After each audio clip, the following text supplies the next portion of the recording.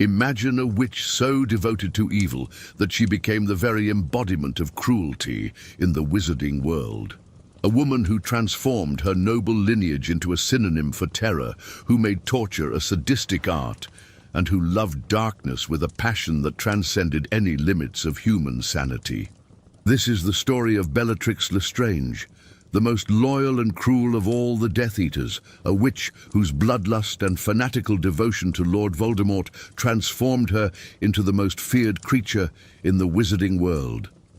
Prepare to delve into the depths of a mind corrupted by power and obsession, where every choice led inexorably to destruction and tragedy. Before we begin this dark journey through the life of the most dangerous witch of the modern age, help me reach our goal of 1,000 subscribers. If you're ready to explore the darkest corners of magical history, click the notification bell and subscribe to the channel. And in the comments, tell me which city you're watching from. I want to know where the brave ones who dare to learn the truth behind the wizarding world's most feared names come from. Bellatrix Lestrange's story begins long before her birth, in the deep, twisted roots of one of the oldest and proudest pure-blood families in magical Britain. The Black family had built its reputation over centuries on pillars of pure-blood supremacy, uncompromising tradition, and an unshakable belief that only those with pure magical lineage possessed the right to rule the wizarding world. This toxic philosophy would be the poison that would course through young Bellatrix's veins from the moment she took her first breath. Born in 1951, Bellatrix Black was born into the luxury and privilege of the noble Black household. Her mother, Druella Rosier, came from another pure-blood family with a long history of supporting the dark arts, while her father, Sirius Black, was a respected member of the traditional House of Black. From birth, Bellatrix was raised to believe she was superior to almost all other wizards and witches simply because of the blood that ran through her veins. This innate arrogance would be shaped and refined over the years, transforming into the ruthless superiority that would define her adult personality. Bellatrix's childhood was spent in the ornate rooms and shadowy corridors of Black Manor, where portraits of ancestors whispered tales of past glory and magical supremacy. She grew up hearing tales of how her family had helped shape the wizarding world, how they had resisted the contamination of mudbloods, and how it was her sacred duty to maintain the purity of her lineage. These lessons were not merely imparted through words, but were ingrained in the very atmosphere of the house, where every decorative object, every family tradition, every ritual celebrated reinforced the message of racial superiority. As the eldest child, Bellatrix received special attention from her parents, who saw in her the potential to become the torchbearer of the family tradition for the next generation.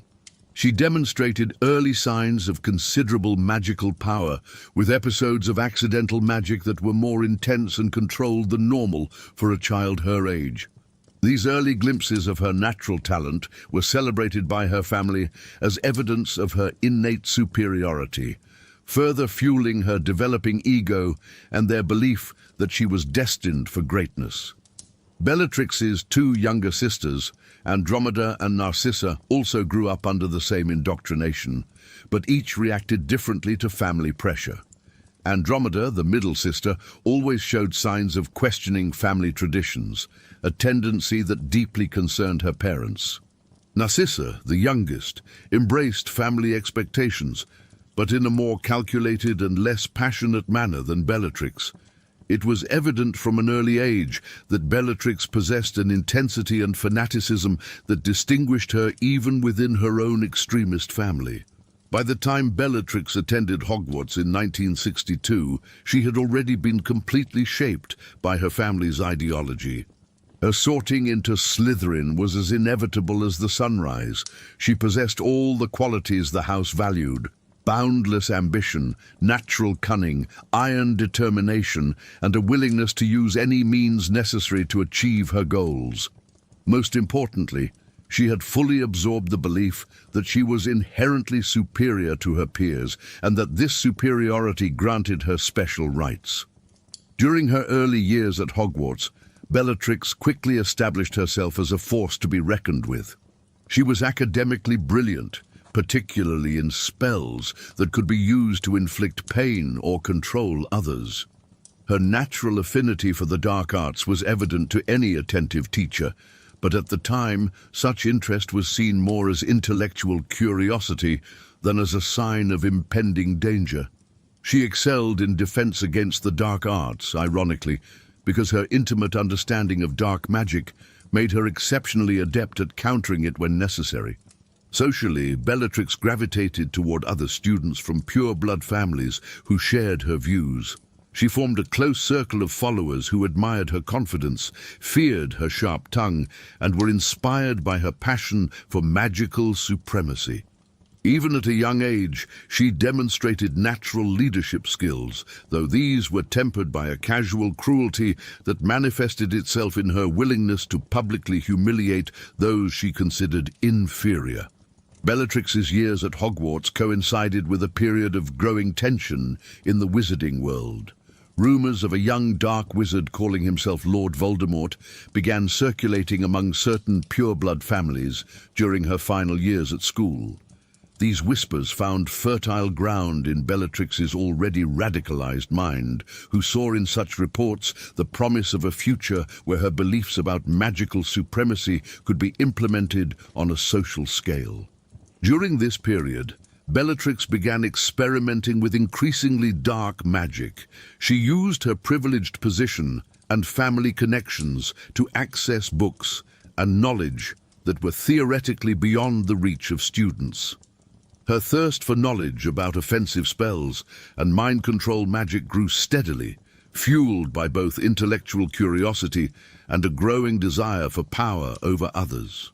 Her teachers began to notice a disturbing change in Bellatrix during her final years at Hogwarts. Although she maintained excellent grades and technically followed all school rules, there was something in her eyes, a cold, calculating intensity that hinted at depths of ambition and cruelty that went far beyond what would be normal, even for an ambitious young Slytherin. Some more perceptive teachers tried to steer her in more constructive directions, but their efforts were invariably rebuffed with polite but firm resistance. Bellatrix's graduation from Hogwarts in 1969 marked the end of her formal education, but only the beginning of her true journey into darkness. The wizarding world was changing rapidly, and rumors about Lord Voldemort were no longer distant whispers, but tangible realities affecting families across the country. For Bellatrix, these changes represented opportunities rather than threats. She saw Voldemort's emergence as a chance to see her deepest beliefs validated and implemented. Shortly after leaving Hogwarts, Bellatrix was introduced to Lord Voldemort through family connections. The meeting was arranged by older relatives who had already joined the Dark Lord's inner circle. Recognizing in Bellatrix the kind of talent and fanaticism that Voldemort valued in his followers. This first meeting would be the defining moment that would define the rest of Bellatrix's life, transforming her latent dark tendencies into absolute, obsessive devotion. Voldemort, for his part, immediately recognized Bellatrix's potential. She possessed a rare combination of exceptional magical ability, valuable social connections, and most importantly, a seemingly limitless capacity for cruelty that would astonish even someone of his experience. He saw in her not just a useful follower, but someone who could become one of his deadliest weapons, an extension of his own will capable of acts that even other Death Eaters might hesitate to perform. Bellatrix's initiation as a Death Eater was more than a simple ceremony.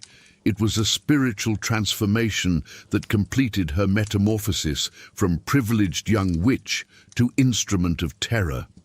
The details of the ritual itself remain obscure, but its effects on Bellatrix were immediately apparent. She emerged from the experience with a devotion to Voldemort that transcended normal loyalty and entered the realm of religious worship. To her, Voldemort was not just a leader to be followed, but a deity to be worshipped. This extreme devotion manifested itself in ways that even other Death Eaters found disturbing. Bellatrix spoke of Voldemort with a reverence bordering on religious ecstasy, referred to him in terms that suggested she saw him as something beyond human mortality, and demonstrated a willingness to make any sacrifice in his name that surpassed even the extreme standards expected of his followers. Her obsession with him was total and consumed every aspect of her personality. As a Death Eater, Bellatrix quickly established herself as one of Voldemort's most effective and feared operatives. Her combination of exceptional magical ability, strategic intelligence, and boundless ruthlessness made her ideal for the darkest and most important missions. She developed a particular reputation for her skill with the Cruciatus Curse, which she applied with an artistic precision that suggested not only technical competence, but also genuine pleasure in the suffering she inflicted. During the 1970s, as Voldemort's first reign of terror intensified, Bellatrix was involved in some of the period's most horrific atrocities. While the specific details of many of her actions remain hidden in the Ministry of Magic's most secret files, there is sufficient evidence to establish that she personally participated in multiple murders, torture, and other activities that demonstrated her complete disregard for human life and dignity. One of Bellatrix's most disturbing characteristics was her ability to maintain a facade of social respectability even while committing atrocities. She continued to attend high society wizarding events, maintained cordial relationships with families who were unaware of her secret activities, and even managed to appear charming and sophisticated when the situation demanded it. This duality made her particularly dangerous, as few suspected the true extent of her corruption until it was too late. In 1975, Bellatrix married Rodolphus Lestrange, a member of another ancient pureblood family who had also joined the Death Eater ranks. The marriage was both a political and a personal alliance, uniting two powerful families under the banner of pure blood supremacy. However, it was clear to all who witnessed the ceremony that Bellatrix's true love would never be for her husband, but would remain eternally devoted to Lord Voldemort. Rodolphus Lestrange, though also committed to Voldemort's cause, never possessed his wife's fanatical intensity. He was cruel and ambitious, certainly, but in a more conventional and understandable way. Bellatrix's all-consuming passion for Voldemort created a strange dynamic in her marriage, where her husband often found himself competing for her attention with a man she considered a living god. The marriage also brought Bellatrix closer to Rabastan Lestrange, Rodolphus's younger brother, who quickly fell under her influence. Rabastan was younger and more impressionable than his brother, and Bellatrix found she could easily shape his opinions and actions. This influence over the Lestrange brothers significantly increased her power within Death Eater circles and gave her additional resources to carry out Voldemort's missions. As the 1970s progressed and the First War against Voldemort intensified, Bellatrix became one of his most trusted and valuable lieutenants. She led raids on Muggle families, coordinated intimidation operations against wizards who opposed Voldemort's regime, and carried out interrogations that often resulted in death or insanity for the victims. Her reputation grew not only among the Death Eaters, but also among her enemies, who began to speak of Bellatrix Lestrange in fearful whispers. One of the most significant operations Bellatrix was involved in during this period was a series of coordinated attacks against Aura families who were proving particularly effective in combating Voldemort's forces. These attacks were not simply assassinations, they were carefully orchestrated statements designed to sow terror within the ranks of those who opposed the Dark Lord. Bellatrix developed a particular signature for these attacks, leaving evidence of her presence that served as both a calling card and a warning to others. Her skill with torture spells became legendary even among other Death Eaters. She not only technically mastered the unforgivable curses, but applied them with an artistic creativity that suggested a deep understanding of human psychology and an ability to find precisely the pressure points that would cause maximum suffering. Victims who survived her interrogations often emerged with permanent psychological damage that haunted them for the rest of their lives. During this period, Bellatrix also developed a reputation for her absolute loyalty to Voldemort. While other Death Eaters occasionally questioned certain decisions or hesitated when faced with particularly extreme orders, Bellatrix never showed the slightest hint of doubt or reluctance. This utter trustworthiness made her one of Voldemort's unofficial advisors, someone with whom he could discuss even his darkest plans without fear of betrayal or judgment.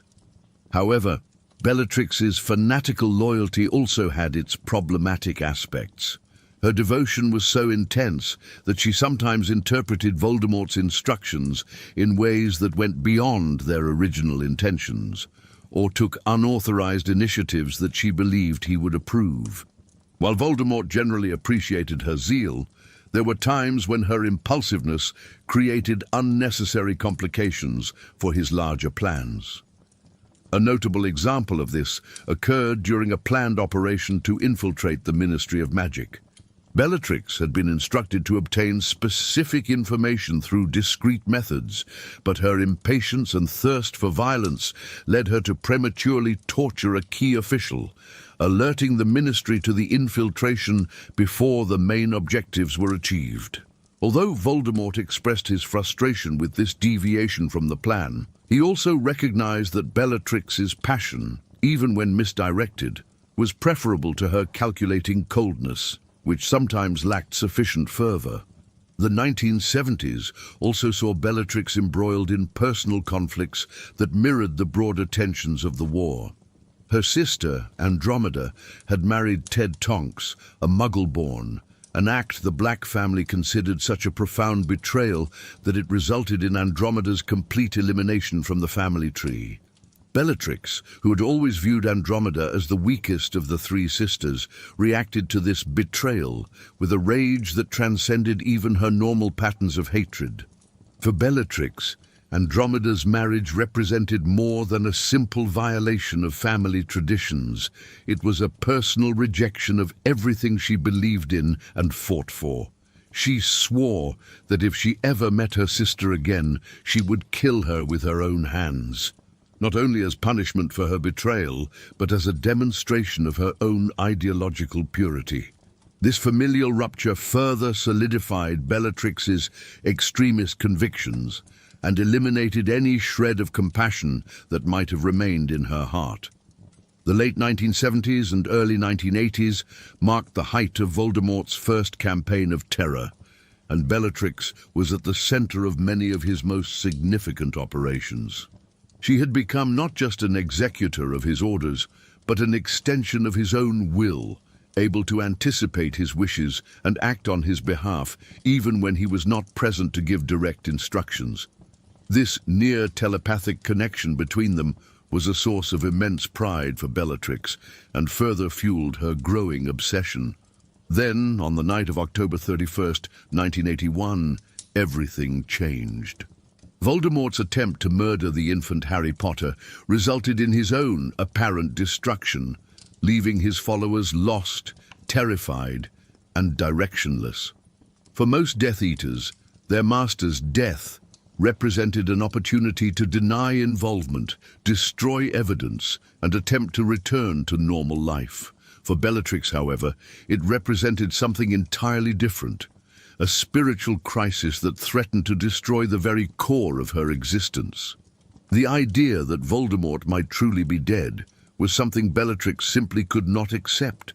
Her devotion to him was so total that her mind automatically rejected any evidence of his permanent destruction. Instead, she developed a fanatical conviction that he had merely suffered a temporary setback and would return more powerful than ever. This belief became the organizing principle of her life during the dark years that followed. While other Death Eaters fled abroad, assumed false identities, or attempted to negotiate clemency with the Ministry of Magic, Bellatrix chose a different path. She refused to accept that the cause was lost, and instead began plotting ways to locate and resurrect her master. This determination led her to commit one of the most desperate and brutal acts of her career, the torture of Frank and Alice Longbottom. Frank and Alice Longbottom were respected Aurors who had played significant roles in the capture of several Death Eaters during the war. More importantly for Bellatrix, they were rumored to possess information about Voldemort's whereabouts or the circumstances of his apparent death.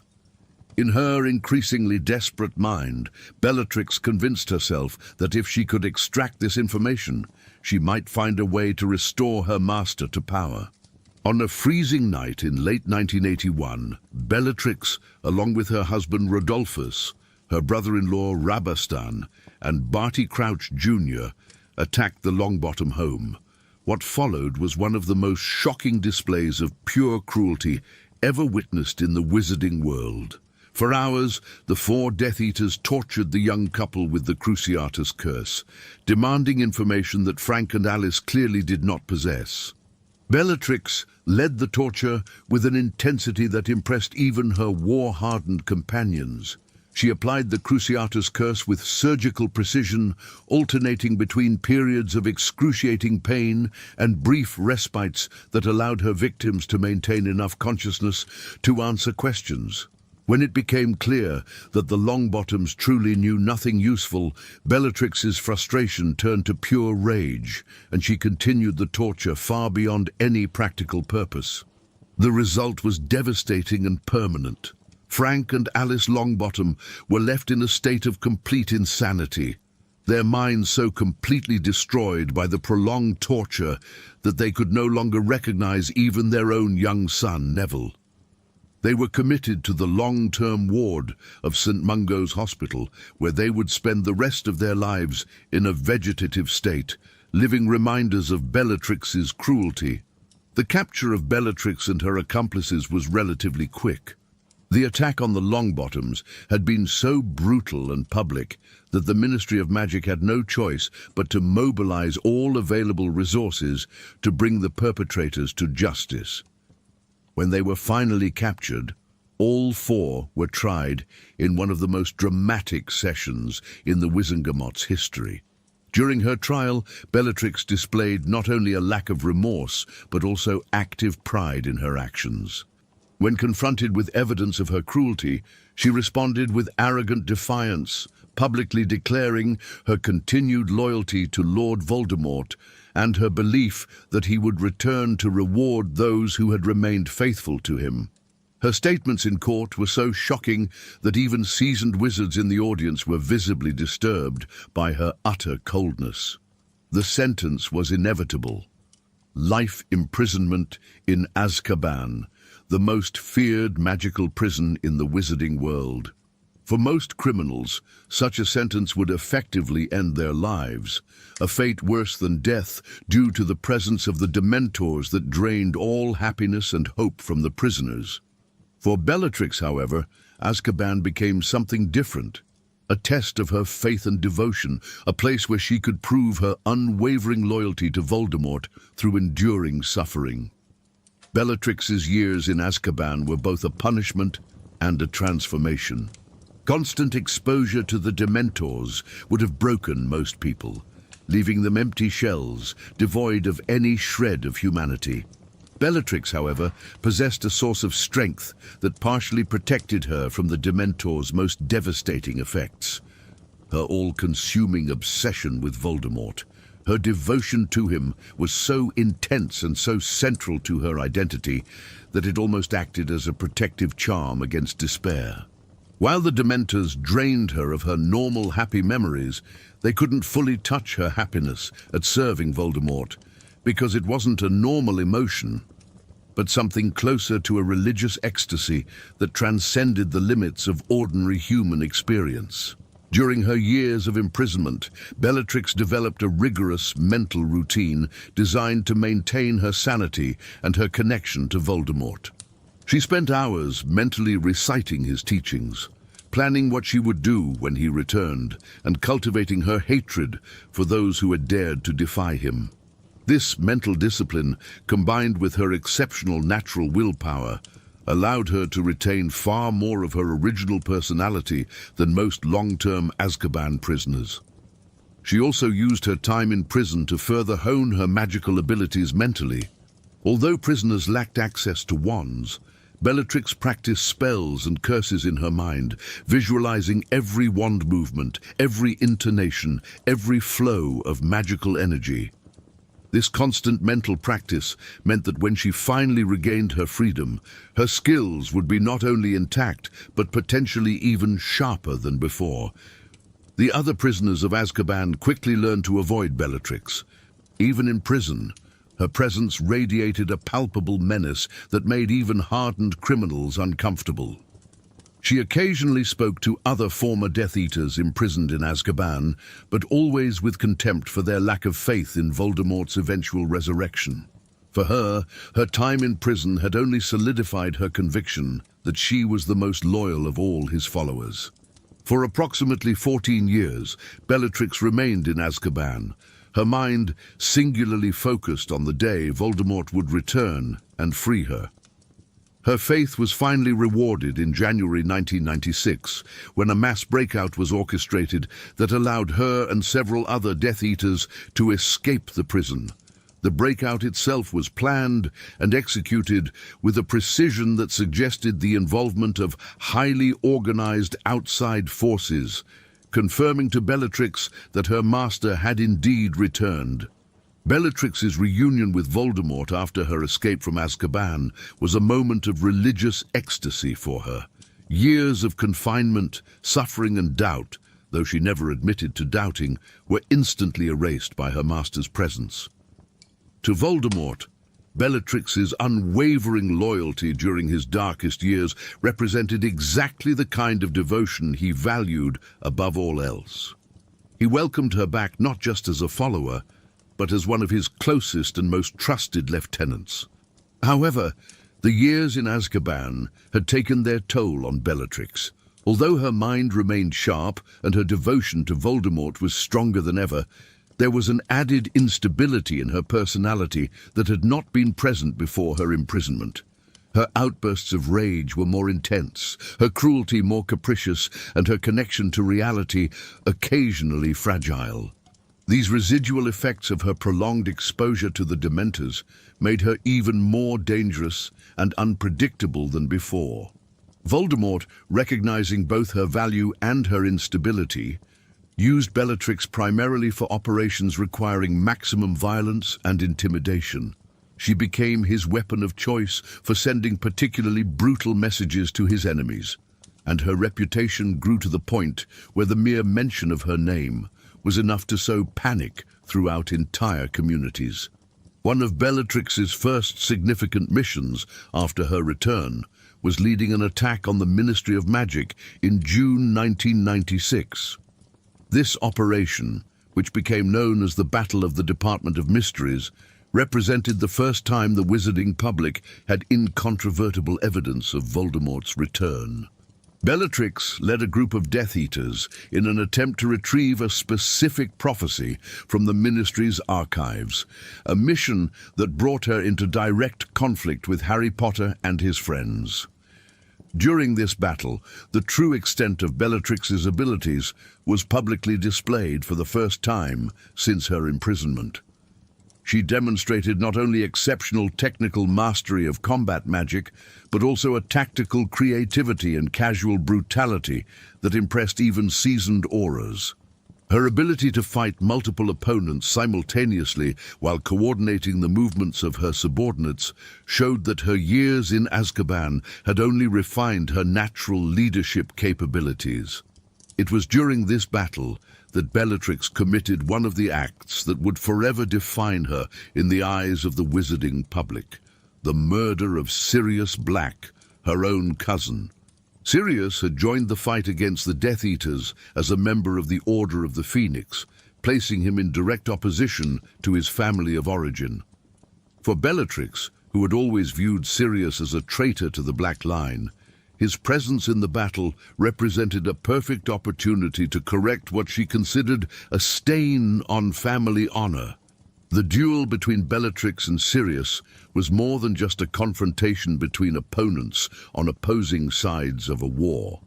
It was the culmination of decades of family resentment and ideological divergence. Sirius, who had completely rejected his family's supremacist values, represented everything Bellatrix despised about the modern weakness of the wizarding world. When she struck him with the curse that sent him through the veil in the Department of Mysteries, his expression showed not military triumph, but deep personal satisfaction at having finally punished the family's betrayal. Sirius's death had ramifications that reached far beyond the immediate battlefield. For Harry Potter, who had developed an almost paternal bond with Sirius, the murder represented a devastating personal loss that would fuel his hatred of Bellatrix for years to come. For Bellatrix, however, the act solidified her position as Voldemort's personal enforcer for matters requiring both skill and personal ruthlessness. In the months following the Battle of the Department of Mysteries, Bellatrix became increasingly central to Voldemort's operations. She was not only one of his most capable subordinates, but also one of the few people he trusted with knowledge of his most intimate secrets. This closeness to Voldemort further fueled Bellatrix's obsession as she began to interpret even her most casual interactions with him as signs of special favor. During this time, Bellatrix began to develop an intense rivalry with Severus Snape, who also held a position of trust in Voldemort's inner circle. She suspected correctly that Snape did not share her own pure devotion to her master, and she often openly questioned his loyalty at Death Eater meetings. This rivalry was fueled not simply by jealousy, but by a genuine concern that Snape might somehow taint or weaken the cause through his seemingly calculating nature. The animosity between Bellatrix and Snape reached its peak when Voldemort appointed Snape as Defense Against the Dark Arts professor at Hogwarts and gave him significant responsibilities in educating young wizards. Bellatrix saw this appointment as evidence that Voldemort was being deceived about Snape's true nature, and she made several attempts to expose what she considered his duplicity. Her suspicions, though based more on instinct than evidence, were surprisingly accurate. Bellatrix's relationship with her sister Narcissa also became more complex during this period. Narcissa had married Lucius Malfoy and had a son, Draco, who was approaching the age where he would be expected to join the ranks of the Death Eaters. Bellatrix saw her nephew as an opportunity to mold the next generation of pure-blood supremacists, but she also recognized that Narcissa possessed maternal instincts that could interfere with the young man's proper development.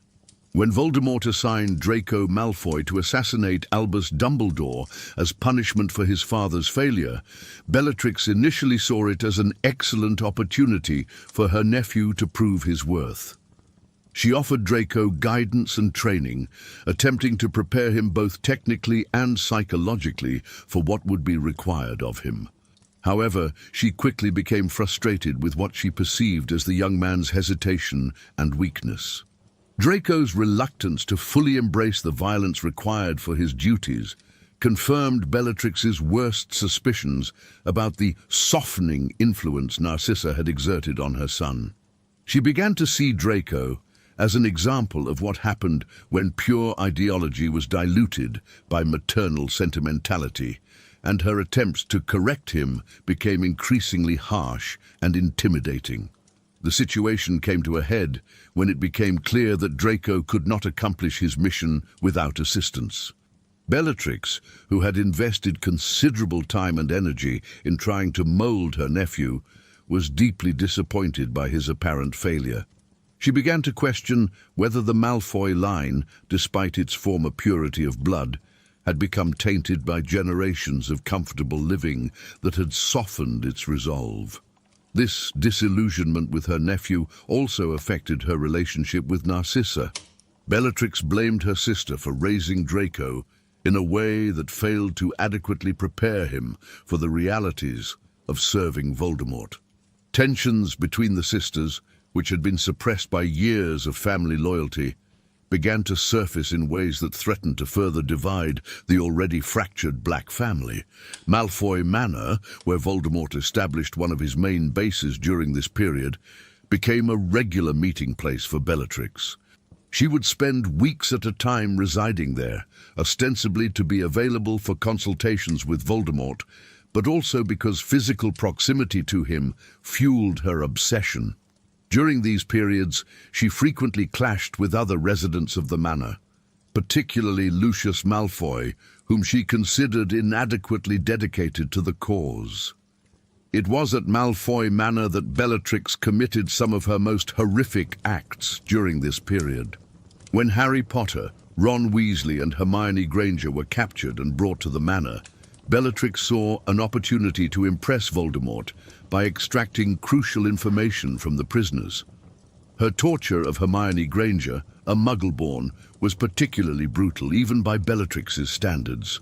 The torture session revealed disturbing aspects of Bellatrix's psychology that had developed during her years of service to Voldemort. She didn't torture simply to obtain information, but seemed to derive genuine, almost sexual pleasure from the act of inflicting pain. Her application of the Cruciatus Curse was accompanied by an emotional intensity that suggested torture had become a form of artistic expression for her. Even more disturbing was the way Bellatrix used her own dagger to carve the word mudblood into Hermione's arm. This act went beyond practical torture into the realm of sadistic ritual, demonstrating that Bellatrix had developed her own personal liturgies of cruelty that combined her supremacist ideology with her violent impulses. The precision and deliberation with which she executed this mutilation suggested that she had performed similar acts many times before.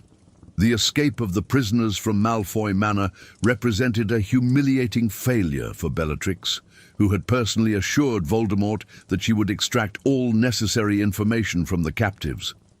The loss of not only the prisoners, but also crucial information about their activities resulted in one of the few occasions when Voldemort expressed direct displeasure with Bellatrix's performance. This rebuke had a devastating effect on her psyche, confirming her worst fears that she had failed her master. Bellatrix's reaction to this failure was characteristic of her obsessive personality. Instead of accepting responsibility or trying to learn from her mistake, she became consumed by a desire for revenge against those who had escaped. Her pursuit of Harry Potter in particular became even more personal and intense, fueled not only by loyalty to Voldemort, but by a desperate need to redeem herself in his eyes. During the final months before the Battle of Hogwarts, Bellatrix became increasingly unstable and desperate. The pressure of maintaining her position as Voldemort's favorite, combined with the growing resistance to her forces, began to erode even her considerable mental strength. She developed a growing paranoia about possible traitors among the Death Eaters and began making increasingly wild accusations against colleagues she suspected of disloyalty. This growing instability manifested itself in increasingly capricious and irrational outbursts of violence.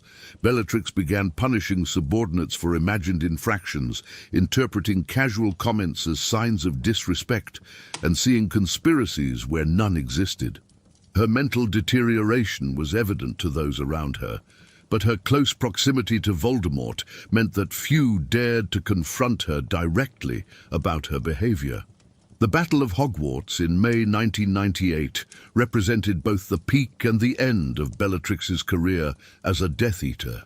She entered the battle with a mixture of fanatical excitement and growing despair, knowing that this would be the final confrontation that would determine the fate of everything she had fought for. Her participation in the battle was characterized by the same creative brutality that had marked her entire career, but also by growing signs that her sanity was finally beginning to unravel. During the battle, Bellatrix once again demonstrated why she was considered one of the most dangerous combat witches of her generation. She fought multiple opponents simultaneously, including some of Britain's most experienced aurors, and held her own against more than just her own defense. Her ability to quickly switch between different styles of combat magic, from sophisticated defensive spells to devastating offensive curses, demonstrated a technical mastery few of her contemporaries could match. However, it was also during this battle that Bellatrix's psychological limitations finally became apparent.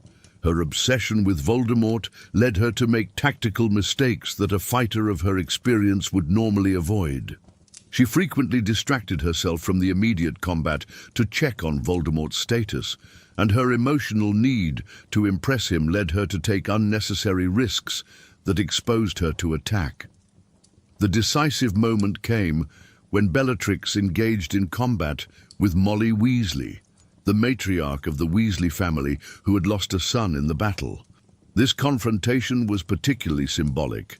Bellatrix, who represented the corrupted magical aristocracy and supremacist ideology, against Molly, who embodied traditional family values and protective maternal love. For Bellatrix, Molly represented everything she despised about the sentimental weakness she believed was contaminating the wizarding world. Initially, the duel seemed to favor Bellatrix, whose combat experience and vast array of offensive spells gave her a clear technical advantage. She attacked Molly with a combination of curses that would have quickly defeated most opponents, demonstrating once again her exceptional skill. However, she fatally underestimated the intensity of Molly's maternal rage and the power such pure emotion could bestow on a determined witch. Molly Weasley, fighting not only for her own life, but for the memory of her dead son and the safety of her surviving children, channeled an emotional strength that transcended technical limitations. When she screamed, "Don't touch my daughter," and cast the curse that would kill Bellatrix, she was expressing not just personal rage, but the collective outrage of all the families who had suffered under Voldemort's terror. Bellatrix Lestrange fell to a swift and irrevocable death. The witch who had survived Azkaban, who had become the most loyal of all Death Eaters, who had dedicated her entire life to the service of Lord Voldemort, fell to the floor of the Great Hall of Hogwarts like any ordinary mortal. Her final expression was one of utter surprise. Until the last moment, her supremacist arrogance had prevented her from conceiving that she could be defeated by someone she considered inherently inferior. The impact of Bellatrix's death on the course of the battle was immediate and significant. Voldemort, who had always considered Bellatrix one of his most trusted weapons, reacted to her death with a rage that transcended even his normal patterns. His impulsive attempt to avenge Bellatrix by attacking Molly Weasley brought him into direct conflict with Harry Potter at the crucial moment, contributing to the chain of events that would lead to his own ultimate destruction. For those who witnessed Bellatrix's death, the moment represented more than just the elimination of a dangerous enemy. It symbolized the defeat of the ideology she had embodied, the belief that birth and lineage conferred natural rights of dominion over others. Her death at the hands of a witch from a common family viscerally demonstrated the falsity of the supremacist theories that had shaped her entire life. Bellatrix Lestrange's legacy in the post-war wizarding world was complex and deeply disturbing. On the one hand, her death represented the end of one of the most immediate threats to the peace and stability of the wizarding world. On the other, the extent of her atrocities and the lasting impact of her actions would continue to haunt her victims and their families for generations. The true tragedy of Bellatrix Lestrange lay not only in the atrocities she committed, but in the fact that she possessed all the qualities necessary to have been a force for good in the world. Her intelligence, determination, magical ability, and even her capacity for passionate devotion could have been channeled for constructive purposes under different circumstances. Instead, she repeatedly chose darkness, each decision leading her deeper down a path from which there was no return. And so ends the story of Bellatrix Lestrange, a witch who began her life with every privilege and opportunity, but chose to become the embodiment of evil. Her life serves as a grim reminder that heroism and villainy are not accidents of birth, but the result of conscious choices made day after day. In every moment where she could have chosen compassion, she chose cruelty. In every opportunity to show mercy, she chose violence. And in the end, her choices defined her completely, transforming her from Bellatrix Black, the promising young woman from a noble family, into Bellatrix Lestrange, a name that would be whispered in fear for generations. Her story teaches us that evil rarely emerges fully formed, but grows gradually through small concessions to darkness, small rationalizations of cruelty, and small betrayals of conscience. Bellatrix Lestrange was not born a monster. She became one choice at a time, until there was nothing left of the young witch she could have been, only the terrible creature she chose to become. And perhaps that is the most haunting lesson her life has to offer, that we all have the capacity for both ultimate good and absolute evil, and that our choices, not our birth, determine who we become. If you've made it this far on this dark journey through the mind and life of one of history's most dangerous witches, you've demonstrated the courage needed to confront the most difficult truths about human nature. Bellatrix Lestrange's story isn't just about a woman who chose evil. It's about how hatred can corrupt even the most talented among us, how obsession can destroy any vestige of humanity, and how our choices echo through generations. If this delve into the depths of magical darkness has made you reflect on the importance of compassion and justice in our own lives, then our journey was worth every moment. Don't forget to like this story if it resonated with you.